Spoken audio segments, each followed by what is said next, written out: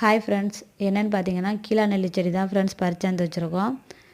இது வந்து தண்ணி அதிகமாக யூஸ் பண்ணுற இடத்துல தன்னால் வளரக்கூடிய ஒரு செடி தான் ஃப்ரெண்ட்ஸ். ரொம்ப பெரிய அளவில் வளராது, குட்டி குட்டியாக தான் இருக்கும். இந்த செடியோட இலையில பின்புறத்தில் பார்த்திங்கன்னா குட்டி குட்டி காய் இருக்கும். ஒரு ஒரு இலைக்கு இடையிலையும் ஒரு ஒரு காய் இருக்கும். நான் உங்களுக்கு வீடியோவில் காமிக்கிறேன் பாருங்கள். இது மஞ்சக்காமலைக்கு ரொம்ப ரொம்ப நல்லது. அப்புறம் பார்த்திங்கன்னா நம்ம உடம்புல ஏற்படுற ஹீட்டை தணித்து கூலிங்காக வச்சுக்கவும் ரொம்ப உதவியாக இருக்குது. அப்புறம் முடி கொட்டுறது பிரச்சனைக்கும் ரொம்ப நல்லது. ட்ரை பண்ணி பாருங்கள்.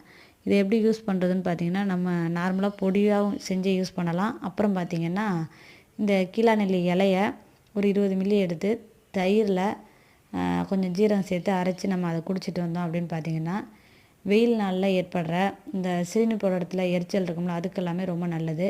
அப்புறம் கல்லீரலின் காவலன் அப்படின்னு கூட இதை சொல்கிறாங்க. வீடியோ பிடிச்சிருந்தா மறக்காமல் லைக் பண்ணி ஷேர் பண்ணுங்கள் ஃப்ரெண்ட்ஸ். தேங்க்யூ.